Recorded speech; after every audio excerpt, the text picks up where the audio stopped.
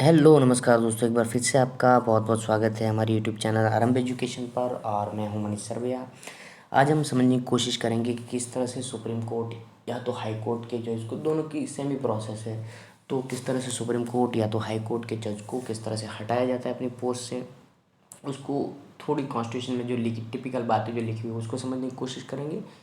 अगर वो नहीं भी आपको समझ में आ रहा है तो सिर्फ सुन लीजिए, फिर जब एग्जाम्पल के साथ मैं आपको बताऊंगा तब क्लियर हो जाएगा कि इस तरह से सुप्रीम कोर्ट के या तो हाई कोर्ट के जज को रिमूव किया जाता है। ओके, तो बिना किसी देरी के हम अपने टॉपिक को शुरू करते। देखिए क्या लिखा है, how does the removal of the जज टेक प्लेस, किस तरह से जज को हटाया जाता है। जज of the supreme court can remove from his office by the order of the president, president के ऑर्डर के द्वारा उसको हटाया जाता है। लेकिन प्रेसिडेंट ऐसे ही ऑर्डर पास नहीं कर देता, जब उसको मन हुआ तो ऑर्डर पास कर दिया, इस तरह से नहीं। तो किस तरह से उसको प्रेसिडेंट कैसे उसको हटाते हैं, तो पूरी प्रोसीजर यहाँ पे लिखी हुई देखिए। President can issue the removal order, president जो है वो रिमूवल ऑर्डर साइन कर इशू कर सकता है ओनली आफ्टर, किसके बाद, क्या करने के बाद वो इशू कर सकते हैं, address by the parliament has been presented to him in the same session for such removal. Removal, इसको हटाने की प्रोसेस अगर उसी सेशन में पार्लियामेंट के द्वारा उस प्रपोजल को जो है डिस्कस किया गया है, उसके ऊपर वोटिंग किया गया है उस प्रपोजल को, और प्रपोजल मेजोरिटी से पास करने के बाद पार्लियामेंट के द्वारा तब वो प्रेसिडेंट को दिया जाता है और तब जाके प्रेसिडेंट उसके ऊपर साइन करते हैं। ओके, आगे देखते हैं। ठीक है, अब किस तरह से अगर प्रपोजल रखा जाता है पार्लियामेंट के अंदर तो वहाँ पे मेजोरिटी कितनी चाहिए वो समझ लेते हैं। ये थोड़ा थोड़ा कॉम्प्लिकेटेड लगेगा आपको, लेकिन अच्छे से समझ जाओगे, ऐसे फोकस करोगे, ध्यान दोगे तो इतना डिफिकल्ट फिर नहीं लगेगा। देखिए, स्पेशल मेजोरिटी का बीच हाउस, दोनों लोकसभा और राज्यसभा दोनों में से स्पेशल मेजोरिटी चाहिए। अब स्पेशल मेजोरिटी का क्या मतलब है, जैसे 545 मेंबर है ना, तो उसमें उसकी क्या मेजोरिटी हुई, 273, ये इसकी मेजोरिटी है ना। अब राज्यसभा में कितने मेंबर है, 245, तो उसमें से क्या मेजोरिटी बनेगी, 123। इतने लोग अगर सपोर्ट कर रहे हैं तो उसको हटाया जाएगा। लेकिन हर बार ऐसा नहीं होगा कि सबके सब कॉन्स्टिट्यूशन बनाने वाले लोगों को पता था इस बात का, कि ऐसा नहीं होगा कि सुप्रीम कोर्ट में जितने भी मेंबर है उतने के 80 एट अ टाइम उतने सारे सबके सब लोग प्रेजेंट होंगे, है ना। कई सारे लोग एब्सेंट होते हैं कई बार। तो तब क्या किया जाए, तो जितने भी लोग प्रेजेंट है यहाँ पे, and majority of the not less than 2/3 of the member of that house present and voting. अब जितने भी लोग वहाँ पे प्रेजेंट है उससे उससे जो है उसकी कितनी मेजोरिटी होनी चाहिए, जितने भी लोग प्रेजेंट है उसकी 2/3, है ना। और जितने भी प्रेजेंट है उसके 2/3 लेना, और वो कितने कितने किससे बराबर होने चाहिए, लोकसभा में जो मेंबर है उसकी मेजोरिटी हो रही है 273, है ना। तो ये जो जितने भी लोग प्रेजेंट है उसका 2/3 जब लेंगे तो वो इसके बराबर होना चाहिए, लोकसभा की जो मेजोरिटी स्पेशल मेजोरिटी उसके बराबर होने चाहिए, तो उससे ज़्यादा होना चाहिए, कम नहीं होने चाहिए। ओके, आपको नहीं समझ में आया शायद, तो जैसे एग्जांपल के साथ समझें, बिल्कुल टेंशन नहीं लेना है, एग्जांपल जब देखेंगे तब आपको समझ में आ जाएगा। अब देखिए यहाँ पे उसको हटाने का क्या ग्राउंड है, किस तरह से उसको क्या बेस है जिससे उसको हटाया जा सकता है। एक तो मिसबिहेवियर और इनकैपेसिटी, इसका सिंपल सा मतलब ये होता है कॉन्स्टिट्यूशन में लिखी हुई बातें या तो कॉन्स्टिट्यूशन में दी गई गाइडेंस को अगर नहीं फॉलो कर रहे सुप्रीम कोर्ट के जज या तो हाई कोर्ट के जज, तो उसको वहाँ से हटाया जाएगा। इन मिसबिहेवियर और इनकैपेसिटी का यही मतलब होता है। आगे देखते हैं। देखिए, अब इसके बारे में कॉन्स्टिट्यूशन में कहाँ लिखा हुआ है कि उसको किस तरह से हटाया जाएगा, कहाँ लिखा हुआ है। देखिए, एक तो यहाँ पे ये हटाने वाला नहीं, मतलब उसके बारे में सुप्रीम कोर्ट के बारे में article 124 of the constitution of the India throw light upon the establishment of the supreme court of the India. वो प्रकाश डालता है, आर्टिकल नंबर 124 वो प्रकाश डालता है उस बात के ऊपर कि सुप्रीम कोर्ट किस तरह से बनाई जाएगी, या तो किस तरह से सुप्रीम कोर्ट होगी, कैसे उसको इस्टेब्लिश किया जाएगा। वो लिखा हुआ है आर्टिकल नंबर 124। और दूसरा जो फर्दर आगे आर्टिकल 124 उसका सबसेक्शन 4 है, उसमें लिखा हुआ है कि सुप्रीम कोर्ट के जज को, सिटिंग जज को किस तरह से हटाया जाता है। दूसरी बात, एक तो प्रोसीजर इसमें लिखी हुई है, दूसरी जो है एक एक्ट बनाया गया था, द जज द जज इंक्वायरी एक्ट 1968, उसमें पूरी की पूरी प्रोसीजर बताई हुई है किस तरह से जज को हटाया जाता है। ओके, एक सिंपल सी प्रोसीजर मैं आपको यहाँ पे बता देता हूँ किस तरह से उसको हटाया जाता है। जैसे हटाने के लिए, किसी भी जज को हटाने के लिए पहले तो फर्स्ट क्या होता है, किसी भी जज को अगर हटाना है तो लोकसभा में से 100 लोगों की साइन लेनी होती है और राज्यसभा में से 50 लोगों की साइन लेनी होती है। अब जब इतनी साइन एक प्रपोजल के ऊपर मिल जाती है तब इतनी औकात बनती है कि हम स्पीकर को कह सकें, या तो राज्यसभा है तो चेयरमैन को कह सकें कि हम इस जज को हटाना है। हटाने की प्रोसेस की बात तो बहुत दूर की है, बस इतना स्पीकर को बताने के लिए इतने लोगों का जो है सपोर्ट चाहिए, साइन चाहिए। इतने लोगों का साइन मिल गया लोकसभा में से और राज्यसभा में, तब वो जो प्रपोजल जाएगा स्पीकर के पास लोकसभा में, या तो राज्यसभा में चेयरमैन के पास। ओके, अब चेयरमैन या तो स्पीकर के पास, दोनों के पास ऑप्शन होता है कि एक्सेप्ट करे वो प्रपोजल को या तो रिजेक्ट कर दे। अगर वो रिजेक्ट कर रहे हैं तो आपके पास 200 लोगों की साइन हो या तो 300 लोगों की 300 मेंबर की साइन हो तो भी कोई फ़र्क नहीं पड़ता। अरे अगर रिजेक्ट कर रहे हैं तो, है ना, कितने भी लोगों की साइन लेके आओ, अगर उसने रिजेक्ट कर दिया तो कोई फ़र्क नहीं पड़ता, वो आगे प्रोसेस जाएगा ही नहीं।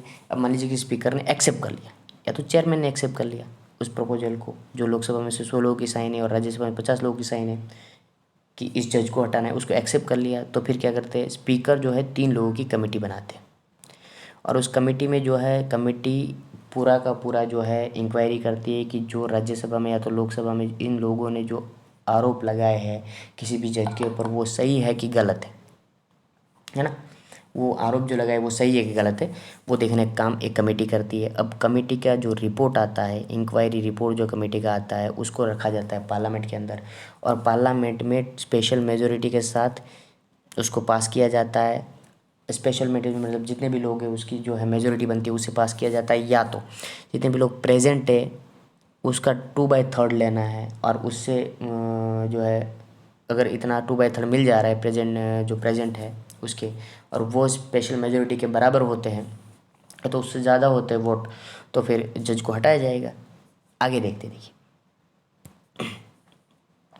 अब हाई कोर्ट के बारे में लिखा है 218 में लिखा हुआ है कि हाई कोर्ट के जज को किस तरह से इम्पीच किया जाता है। जैसे सुप्रीम कोर्ट के बारे में लिखा है 124 और उसका सबसेक्शन 4 उसमें लिखा हुआ है, तो हाई कोर्ट के बारे में 218 में लिखा हुआ है किस तरह से उसके जज को हटाया जाएगा। अब एक एग्जाम्पल के साथ समझने की कोशिश करते हैं कैसे किसी भी जज को हटाया जाता है। देखिए, इस एक्ट के बारे में मैंने अभी आपको आगे बताया, वो क्या करता है, प्रोसीजर पूरी की पूरी प्रोसीजर बताता है किस तरह से सुप्रीम कोर्ट के या तो हाई कोर्ट के जज को किस तरह से रिमूव किया जाता है। जज इंक्वायरी एक्ट 1968 में पूरी प्रोसीजर बताई गई, अभी जो मैंने बताया वही प्रोसीजर है। नो जज of the supreme Court has been impeached so far, लेकिन एक बात यह है, फॉर्चुनेटली या तो अनफॉर्चुनेटली किसी भी जज को आज तक हटाया नहीं गया है। इस तरह 6 बार कोशिश की गई है जज को हटाने की, है ना, और 2 एग्जाम्पल तो यही है। 6 बार उसको हटाने की कोशिश की लेकिन नहीं हटा पाए, क्योंकि ये जो मेजोरिटी वाला मामला है कि मेजोरिटी मिलनी चाहिए वो थोड़ा कॉम्प्लिकेटेड बनाया गया है सुप्रीम जो है कॉन्स्टिट्यूशन बनाने वाले लोगों को। क्यों एक कॉम्प्लिकेटेड, इतनी कॉम्प्लिकेटेड प्रोसेस क्यों रखी इसकी, उसकी एक वजह है कि जज जो है बिना डरे बिना किसी फियर के वो अपना जजमेंट दे सके, उसको ये डर ना रहे कि अगर मैंने एक गवर्नमेंट के अगेंस्ट जजमेंट दिया तो कल मुझे गवर्नमेंट जो है अपने पोस्ट से हटा देगी, इस तरह का डर ना रहे जज के अंदर, इसलिए इतनी कॉम्प्लिकेटेड जो है उसकी हटाने की प्रोसेस बनाई जाती है। आगे देखिए, impeachment motion of justice V Ramaswami 1991 to 1993 and the justice Deepak Mishra 2017 to 18 were defeated in parliament. इन दोनों के अगेंस्ट अब जो है वो इम्पीचमेंट की प्रोसेस चलाई गई थी, लेकिन वो पार्लियामेंट में मेजोरिटी नहीं मिलने की वजह से पास नहीं हुआ मोशन। अब देखिए, वी रामास्वामी का केस हम समझने की कोशिश करते हैं कि 1919 में जब वी रामास्वामी चीफ जस्टिस थे पंजाब और हरियाणा हाई कोर्ट के, जब चीफ जस्टिस थे तब जो है उसके ऊपर एक ब्लेम लगाया जाता है कि उसने बहुत ज़्यादा एक्सट्रीम ऑस्टेंटेटियस एक्सपेंडिचर, मतलब दिखावटी खर्चा, अपने रेसिडेंस को, घर को बहुत ज़्यादा उसके ऊपर खर्च किया, दिखावी खर्च बहुत ज़्यादा किया, दिखावट के लिए बहुत ज़्यादा खर्च किया और इस तरह के मतलब भ्रष्टाचार किया है वी रामास्वामी ने। इस तरह की न्यूज़ जो है वो मीडिया में आना शुरू हो गई थी 1919 में, है ना, वी रामास्वामी के अगेंस्ट। अब देखिए आगे क्या हुआ, तो in a serious turn of event अब कुछ सीरियसली देखिए उसके अगेंस्ट कैसे एक्शन लिया गया। 1 फरवरी 1991 supreme court bar association pass a resolution calling for this removal and requesting chief justice not assign any further legal work. 1 फरवरी 1991 में सुप्रीम कोर्ट का जो बार एसोसिएशन है उसने जो है एक रेजोल्यूशन पास किया उसको हटाने के लिए भी। रामास्वामी ने सुप्रीम कोर्ट का बार एसोसिएशन उसको हटाने की कोशिश करा। देखिए आप कितना सीरियस मैटर है।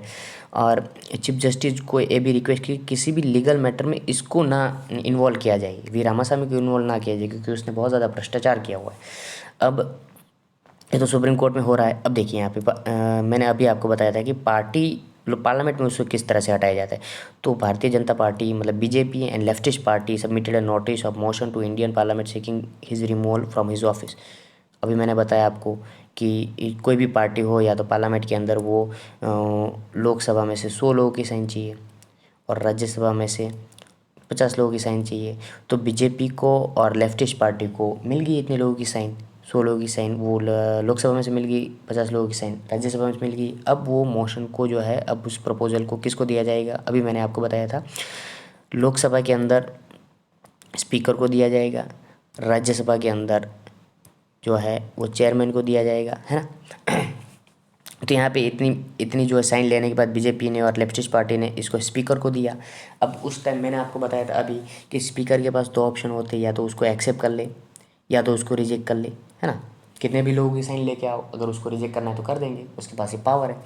लेकिन जो बीजेपी ने और लेफ्टिस्ट पार्टी ने जो प्रपोजल रखा वी रामास्वामी के अगेंस्ट, है ना, उसको रवि रे तब 1991 में जो है वो स्पीकर हुआ करते थे लोकसभा के, उसने एक्सेप्ट कर लिया उसको, इस प्रपोजल को, जिसमें 100 लोगों की राज्यसभा लोकसभा में से साइन है और 50 लोगों की राज्यसभा में साइन मिल गई है, उनको एक्सेप्ट कर लिया। और कब एक्सेप्ट किया, 12 मार्च 1991 इसमें एक्सेप्ट कर लिया। अब एक्सेप्ट करने के बाद मैंने बताया था कि स्पीकर क्या करता है, 3 लोगों की कमेटी बनाता है। तो यहाँ पे रवि रे ने 3 लोगों की कमेटी बना दी। कमेटी में जो एक पीवी सावंत थे जो सुप्रीम कोर्ट के जज थे, पीडी देसाई थे, प्रबोध दिनकर राव देसाई वो बॉम्बे हाई कोर्ट के चीफ जस्टिस थे, और जस्टिस ओ चिन्नप्पा रेड्डी जो सुप्रीम कोर्ट के रिटायर्ड जज थे। इन 3 लोगों की एक कमेटी बनाएगी रवि रे के द्वारा। अब कमेटी ने जो रिपोर्ट दिया उसमें कहा कि committee found Ramaswami guilty of 11 out of the 14 charge. 14 जो उसके पर चार्ज लगाए गए उसमें से 11 सही है, 14 जो आरोप लगाए गए उसमें से 11 आरोप सही है रामास्वामी के अगेंस्ट जो इस पार्टी ने लगाए। बीजेपी और लेफ्टिस्ट पार्टी ने जो ब्लेम किया उसके पर उसमें से 11 सही है। अब देखिए रिमूवल प्रोसेस चल रहा है इसके अंदर। जो इंक्वायरी रिपोर्ट आया उसको रखा गया लोकसभा के अंदर। Removal motion was place in the Lok Sabha for debate and voting 10 मई 1993। उसको लोकसभा में रखा गया। अब लोकसभा में मैंने आपको बताया था कि उसको मेजोरिटी चाहिए, 545 मेंबर है तो उसको मेजोरिटी चाहिए 273 लोगों की अगर साइन मिल रही है लोकसभा में से, और राज्यसभा में 245 मेंबर है और उसमें से 123 लोगों की अगर साइन मिल रही है ना, सपोर्ट मिल रहा है, तब उस जज को हटा दिया जाएगा। लेकिन यहाँ पे क्या हुआ आगे देखिए, इससे पहले कि जिसके ऊपर भी ब्लेम लगाया गया है उसके पास भी राइट होता है कि वो अपनी बात रखे। नेचुरल जस्टिस का मतलब यही है कि दोनों की बातें सुनी जाए, है ना। तो वी रामास्वामी को भी बोलने का मौका दिया जाएगा कि आपके ऊपर जो ब्लेम लगे हुए हैं इस तरह के, आपका क्या कहना है। तो रामास्वामी के डिफेंस जो है एडवोकेट कौन थे, कपिल सिब्बल थे। वो कपिल सिब्बल अपनी बात रखते थे पार्लियामेंट के अंदर कि वी रामास्वामी की बात कपिल सिब्बल रख रहे थे, उसके एडवोकेट थे, उसको डिफेंस कर रहे थे, है ना। अब देखिए लोकसभा में मैंने कहा था कि जितने भी लोग टोटल जितने नंबर है लोकसभा की उसकी मेजोरिटी चाहिए, और मेजोरिटी कितनी हो रही थी, 273 हो रही थी।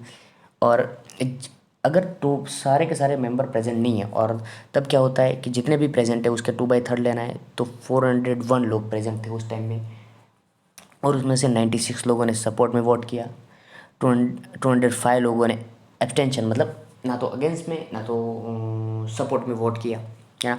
अब जितने भी लोग प्रेजेंट है उसका कितना होना चाहिए, 2/3 लेना चाहिए, मतलब जितने भी प्रेजेंट है उसके 2/3 वोट करने चाहिए, है ना।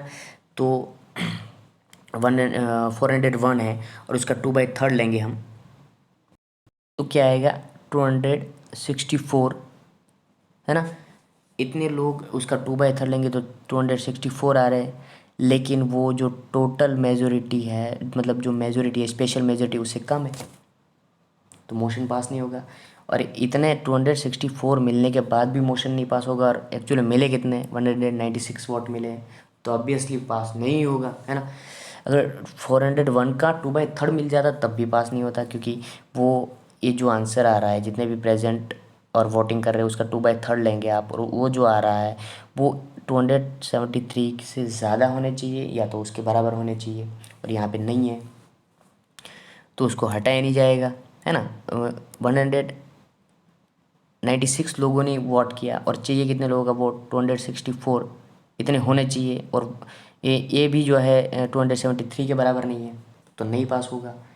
मतलब एक बार और समझने की कोशिश करें, देखिए 545 है और उसकी मेजोरिटी बन रही है 273, तो जितने भी प्रेजेंट मेंबर हैं उसमें से जो वोट कर रहे हैं वो कितने होने चाहिए, वो 273 के बराबर होने चाहिए या तो उससे ज़्यादा होने चाहिए, उससे कम नहीं चलेगा। और 401 मेंबर वहाँ पे प्रेजेंट है और उसका 2/3 हो रहा है, 264 हो रहा है, और वो स्पेशल मेजोरिटी से कम है, तो नहीं पास होगा, है ना। ऐसा नहीं लिखा है कि टोटल जो जितने भी प्रेजेंट मेंबर है उसकी स्पेशल मेजोरिटी मिलनी चाहिए, या तो जितने प्रेजेंट है उसका 2/3 मिलना चाहिए, ऐसा नहीं है, या तो नहीं है और नहीं है, दोनों साथ में। ये जो है 273 ये इसकी स्पेशल मेजोरिटी है, जबकि जितने भी प्रेजेंट है उसके जब हम 2/3 लेंगे तो वो इसके बराबर होने चाहिए, तो इससे ज़्यादा होने चाहिए। आ रहा है समझ में क्या कह रहा हूँ। देखिए यहाँ पे लिखा है the motion which required 2/3 majority of the member present in voting of that house and the absolute majority of the total membership of that house thus to fail, इसलिए नहीं हो पाया, है ना।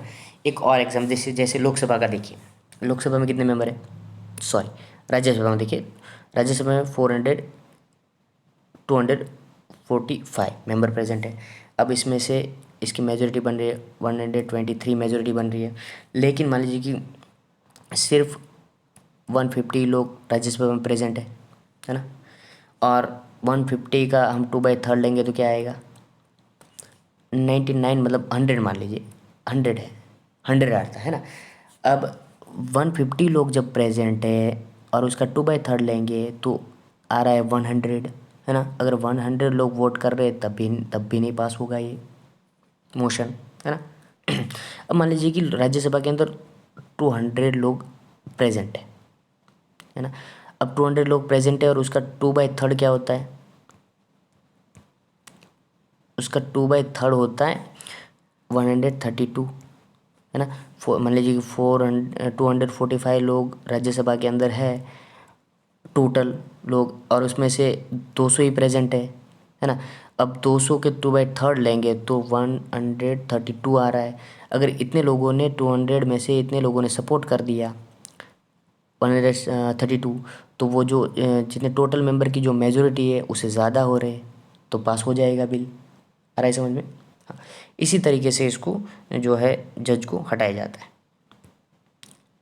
आई होप आपको जो है मैंने कोशिश की है समझाने की किस तरह से सुप्रीम कोर्ट या तो हाई कोर्ट के जज को हटाया जाता है, आपको थोड़ा समझ में आया होगा ना। और फिर से एक बार कुछ ही सेकंड में उसको रिवाइज करते हैं।